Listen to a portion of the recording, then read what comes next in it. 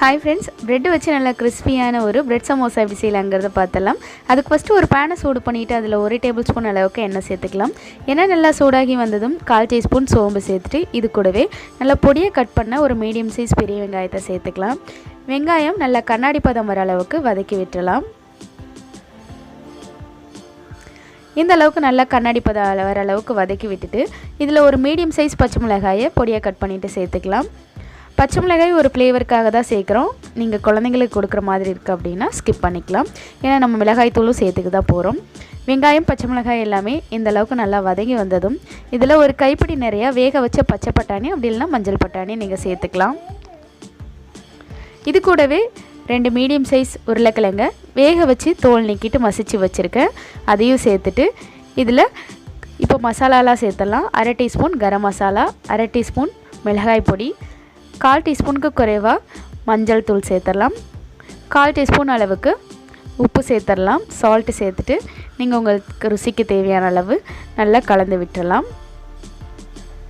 இது எல்லாமே நல்லா கலந்து விட்டுட்டு கடைசியாக வாசனைக்காக கொஞ்சமாக மல்லி இலை சேர்த்துட்டு ஸ்டவ் ஆஃப் பண்ணிடலாம். அவ்வளோதான், நம்மளோட ஸ்டஃபிங் வந்து ரெடி ஆயிடுச்சு. இப்போ அடுத்ததாக ப்ரெட்டோட 4 பக்கமும் ஓரங்களை கட் பண்ணி எடுத்துகிட்டு இந்த மாதிரி சப்பாத்தி கட்டியில் வச்சு நல்லா தேய்ச்சி எடுத்துக்கலாம்.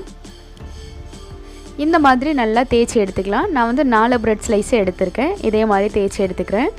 இப்போது ஒரு கப்பில் 1 டேபிள் ஸ்பூன் அளவுக்கு மைதா, இது கூடவே ஒரு 2 டேபிள் ஸ்பூன் அளவுக்கு தண்ணி சேர்த்துட்டு நல்லா திக்காக கரைச்சி எடுத்துக்கலாம் இந்த மாவை.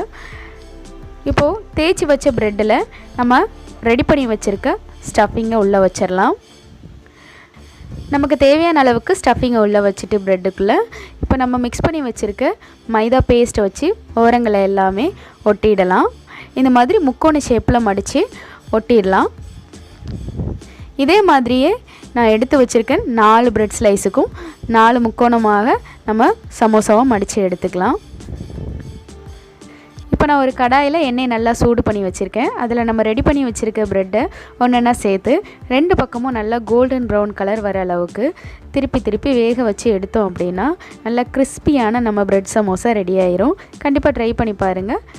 ட்ரை பண்ணி பார்த்துட்டு எப்படி இருக்குது அப்படிங்கிறத வீடியோ கீழே கமெண்ட் செக்ஷனில் சொல்லுங்கள். வீடியோ பிடிச்சிருந்துச்சுன்னா like, share and subscribe. Thanks for வாட்சிங்.